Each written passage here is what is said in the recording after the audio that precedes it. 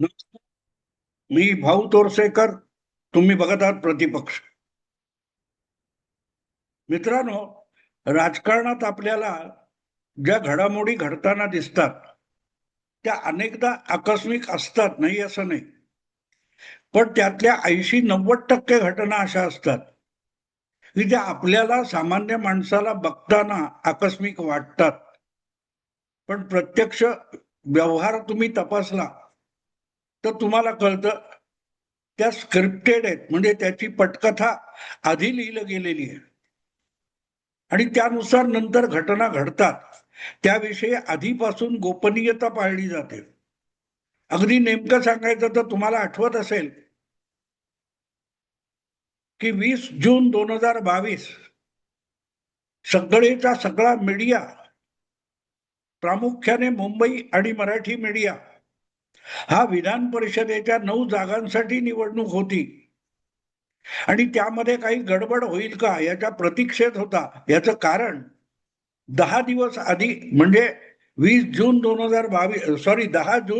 2022 जी राज्यसभा निवडणूक झाली होती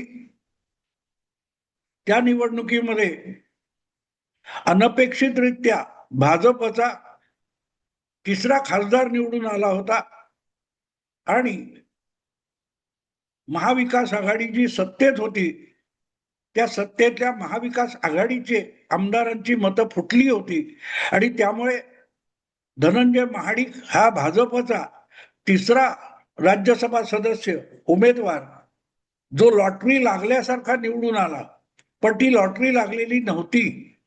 त्यासाठी आधीपासून तयारी होती आणि त्याचे सूचक इशारे तत्कालीन विरोधी नेते आणि आजचे मुख्यमंत्री देवेंद्र फडणवीस यांनी दिलेले होते.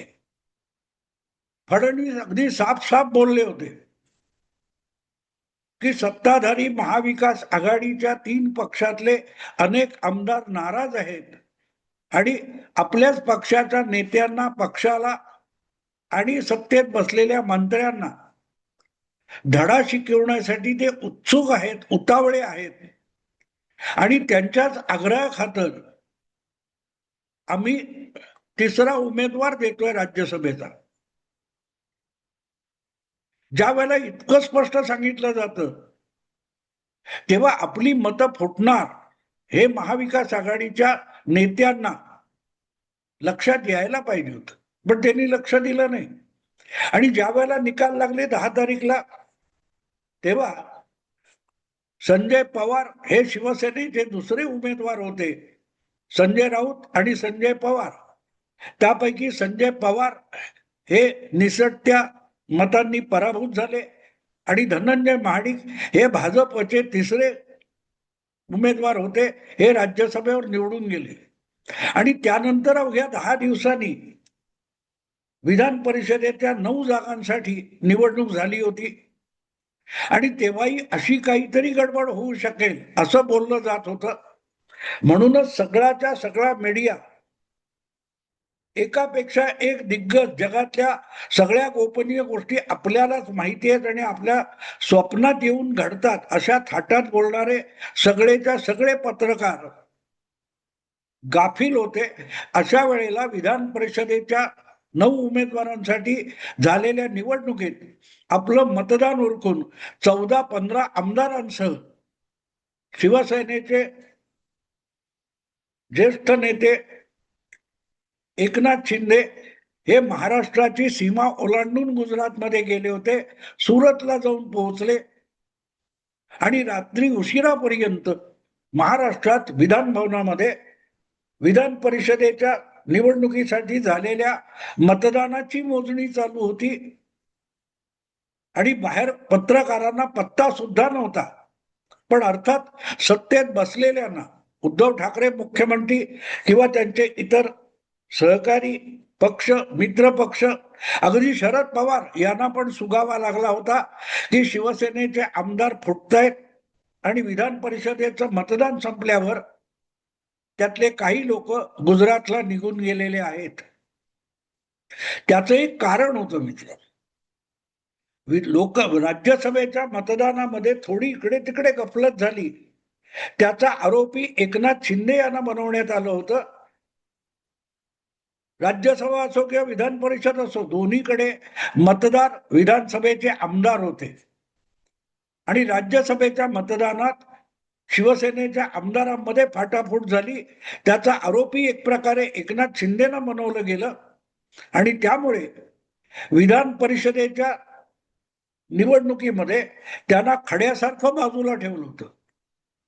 म्हणजे वरुण सरदेसाई सारखा आदित्य ठाकरेंचा मावस भाऊ हा ती निवडणूक मॅनेज करत होता आणि विधिमंडळातले विधानसभेतले शिवसेनेचे गटनेते असलेले एकनाथ शिंदे यांना मतदानाच्या जागेपासून दूर ठेवण्यात आलं होतं.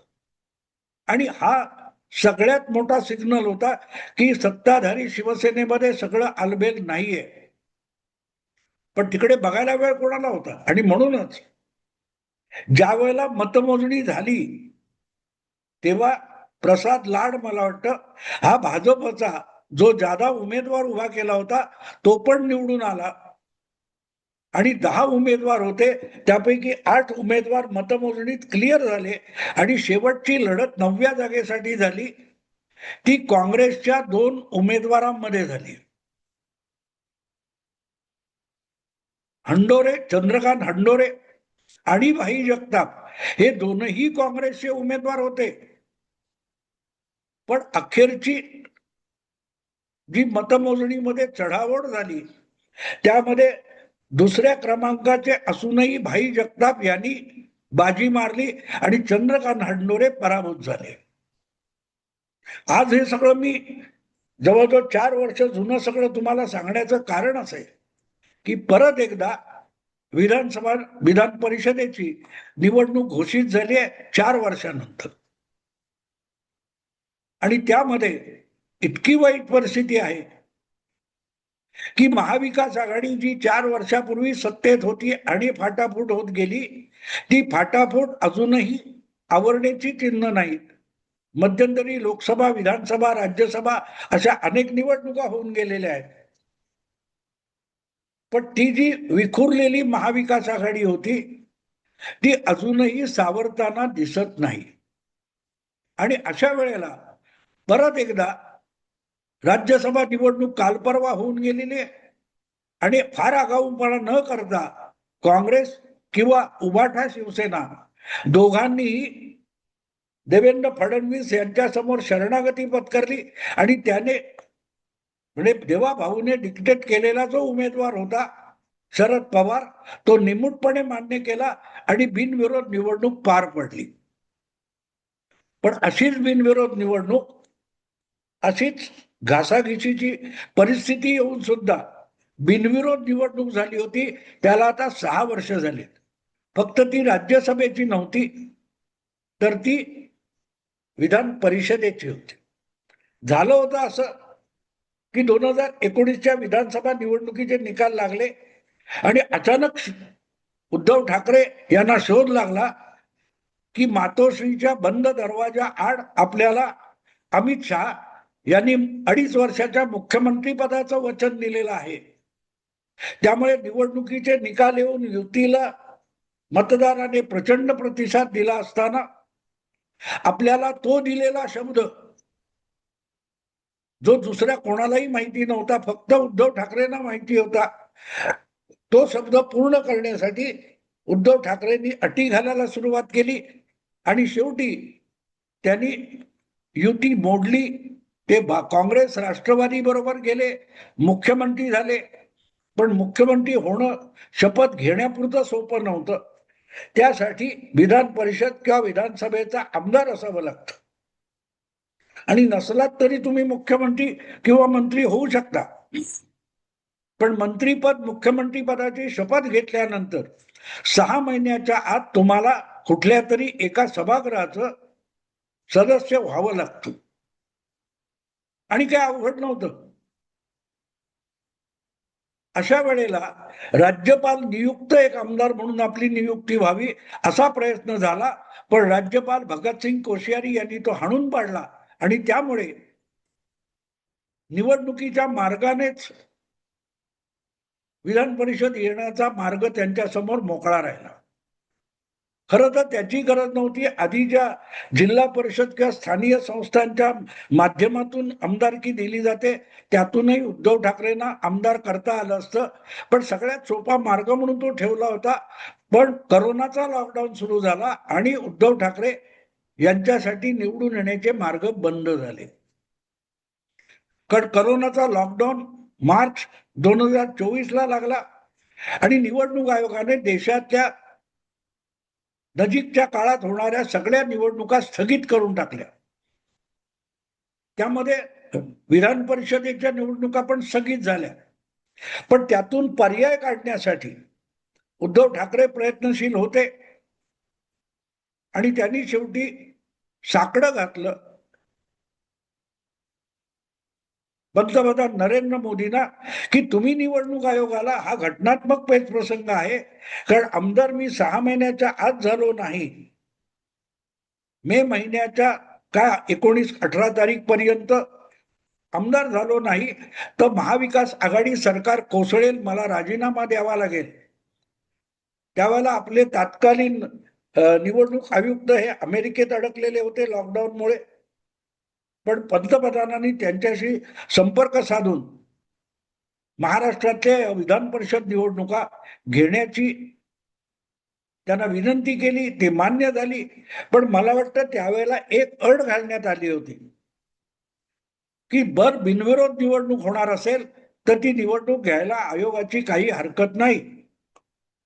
आणि त्याप्रमाणे मला वाटतं भाजप आणि उद्धव ठाकरे यांच्या संगनमत झालं आणि त्यांनी जितक्या रिक्त जागा असतील तेवढेच उमेदवार हा दोघांमध्ये सौदा झाला आणि त्यानुसार ती निवडणूक मे 2020 रोजी 2020 मे महिन्यामध्ये पार पडली. पण ती एक जखम आहे. मी जे शीर्षकामध्ये म्हटले जखमेवरची खपली, त्याचं कारण ते त्यावेळेला गंमत अशी होती की भाजपकडे स्वतःचे 105 आमदार होते आणि 4-5 काहीतरी त्यांच्याकडे इतर अपक्ष किंवा छोटे पक्ष असे 110 आमदार होते आणि महाविकास आघाडीकडे जवळजवळ 170-75 आमदार होते आणि त्यामुळे 9 आमदार निवडले जाणार. तर त्यामध्ये भाजप हक्काने 3 आमदार निवडून आणू शकत होता. उलट संख्याबळाच्या आधारावर मतदान घेऊन महाविकास आघाडी 6 आमदार निवडून आणू शकत होते. काँग्रेसचे 44, राष्ट्रवादीचे 54 आणि शिवसेनेचे 56 अधिक चिरकुट इतर पक्ष असं गणित मांडलं तर मतदान झालं असतं तर 6 आमदार महाविकास आघाडीचे येऊ शकत होते. पण गंमत अशी झाली की बिनविरोध निवडणुका घेतल्या जातील, 9 उमेदवारांसाठी 9च उमेदवार उभे राहतील जागांसाठी, 10वा उमेदवार असणार नाही हा शब्द मुख्यमंत्री उद्धव ठाकरेंनी दिला होता आणि त्यामुळे राष्ट्रवादीचे 2, शिवसेनेचे 2 आणि काँग्रेसचा 1 आणि भाजपचे 4 अशी 9 जागांची विभागणी झाली. पण काँग्रेसचे लोक बाळासाहेब थोरात वगैरे हट्ट करत होते की महाविकास आघाडीच्या प्रत्येक पक्षाला 2-2 आमदार निवडून आणणं शक्य आहे, संख्याबळ आपल्याकडे आहे, मतदानाला घाबरण्याची गरज नाही. पण परिस्थिती लॉकडाऊन असल्यामुळे मतदान घेण्याच्या विरुद्ध होती आणि तरीही काँग्रेसवाले जेव्हा आग्रह करायला लागले तेव्हा उद्धव ठाकरेंनी काँग्रेसला धमकी दिली होती की जर काँग्रेसने दुसरा उमेदवार उभा केला आणि महाविकास आघाडीचे 6 उमेदवार होणार असतील तर मी माझा अर्ज भरणार नाही आणि भरला तर मागे घेईन. मतदान होता कामा नये यासाठी उद्धव ठाकरे हट्टी होते, कारण त्यांनी शब्द दिलेला होता. आणि झालं तसं, भाजपने 4 उमेदवार उभे केले, शिवसेनेचे 2, राष्ट्रवादी 2 आणि काँग्रेसचा 1. अर्थात शिवसेनेचे दोन्ही अगत्याचे होते, कारण त्यापैकी एक उमेदवार नीलम गोरे होत्या, ज्या विधान परिषदेच्या उपसभापती होत्या आणि त्यामुळे ते घटनात्मक पद शिवसेनेकडे टिकवायचं तर नीलम गोरेंना पुन्हा आमदार करणं भाग होतं. तीच गोष्ट उद्धव ठाकरेंची होती. त्यांना आमदार होणं सगळ्यात महत्वाचं होतं, नाही तर सरकार गडगडलं असतं. मुख्यमंत्र्याला आमदार होता येत नसेल तर 6 महिने संपल्यावर राजीनामा द्यावा लागला असता. आणि त्यामुळे शेवटी काँग्रेसला माघार घ्यावी लागली. याच्यासाठी मी त्याला जखमेवरची खपली म्हणतो. 6 वर्ष झाले, तो विषय आता विसरला गेलाय. बातम्या देणाऱ्यांना कोणाला आठवत पण नाही. पण काँग्रेसला आता काल परवा देखील काँग्रेसने राज्यसभेनंतर किंवा बारामतीच्या पोटनिवडणुकीच्या बाबतीत म्हटलं ना की आम्ही काय फक्त पाठिंबा देण्यासाठी पक्ष चालवतो का. त्याचं कारण हे असं आहे, वेगवेगळ्या वेळेला काँग्रेसला माघार घ्यायला लावली. तसं 6 वर्षापूर्वीच्या विधान परिषद निवडणुकीमध्ये जागा 9 होत्या, पण भाजपचं संख्याबळ कमी असताना त्यांना एक आमदार जास्तीचा सहजगत्या लॉटरी लागल्यासारखा देऊन उद्धव ठाकरेंनी आपल्या मुख्यमंत्री पदासाठी ती तडजोड केली होती. आज त्याची आठवण एवढ्यासाठी येते की आज इतकी वाईट परिस्थिती आली आहे की जागा परत 9 आहेत. पण 9 जागा असल्या तरी महाविकास आघाडी म्हणून तेव्हा 6 जागांवर दावा करणारी काँग्रेस असो, शिवसेना असो किंवा राष्ट्रवादी असो, महाविकास आघाडीचे जे 3 प्रमुख पक्ष मानले जातात त्यामध्ये राष्ट्रवादी आता 2 आहेत, शिवसेना 2 आहेत. पण उद्धव ठाकरे नेता असलेली शिवसेना स्वबळावर सुद्धा एक आमदार निवडून आणू शकत नाही विधान परिषदेचा, कारण त्यांचे 20 आमदार आहेत आणि कोटा प्रथम प्राधान्याचा कोटा जो आहे तो 28 आमदारांचा आहे. म्हणजे राष्ट्रवादी, शरद पवार गट आणि उद्धव ठाकरे एकत्र येऊन एक आमदार आपला आणू शकतात. काँग्रेसकडे 16 आहेत, तेही स्वबळावर काही करू शकत नाही, त्यांना अजून 12 पाहिजेत. आणि त्यामुळे महाविकास आघाडीची परिस्थिती अशी आहे की ते एकत्रित येऊन किंवा त्यातले दोघे एकत्र येऊन एक आमदार विधान परिषदेचा आणू शकतात. 6 वर्षापूर्वी 6 जागा मतदानातून आणण्याची धमक असलेली महाविकास आघाडी आज किती अगतिक झाली आहे बघा, की त्यांना 46 आमदार आहेत, 2-4 इकडचे तिकडचे गोळा केले तर 50 होतील, पण 28 जुने 56 आमदार त्यांच्याकडे नाहीत. त्यामुळे दुसरा आमदार निवडून आणणं अशक्य आहे. आणि म्हणून त्याला मी जखमेवरची खपली म्हणतो. जखम सुकलेली आहे. त्यावेळेला काँग्रेसला माघार घ्यावी लागली. 44 आमदार असताना काँग्रेसला दुसरा आमदार निवडून आणणं विधान परिषदेत शक्य होतं, पण त्यांना ते शक्य झालं नाही. सत्तेची तडजोड होती आणि उद्धव ठाकरे आणि राष्ट्रवादीने त्याचा फायदा घेतला. काँग्रेसला एका आमदारावर समाधान मानावं लागलं होतं. उद्धव ठाकरेंचं दुःख असं आहे की तेव्हा 2 हक्काने दादागिरी करून अटी घालून 2 आमदार विधान परिषदेत आणले होते, नीलम गोरे आणि उद्धव ठाकरे. आज एकही आमदार स्वबळावर आणता येत नाहीये. आणि ही भळभळणारी जखम नाहीये, विसरून गेलेली सुकलेली जखम आहे, जखमेवरची खपली आहे. पण तो आमदार तरी आपल्या वाट्याला येईल का ह्याची गॅरंटी उरलेली नाही. आणि म्हणून मी त्याला शीर्षक दिलेलं आहे, जखमेवरची खपली. जेव्हा जेव्हा विधान परिषदेच्या राज्यसभेच्या निवडणुका येतात तेव्हा तेव्हा त्या जखमेवरची खपली निघते. जशी ती काल परवा राज्यसभेच्या निवडणुकीच्या वेळेला निघाली तशी आता परत निघालेली आहे. राष्ट्रवादीचं शरद पवार गट बाजूला बसलेला आहे, कारण एकनाथ शिंदे यांना 2 जागा निवडून आणणं शक्य आहे, भाजपला 5 जागा निवडून आणणं शक्य आहे आणि 1 जागा अजितदादा गटाच्या आमदाराला गटाला मिळणार.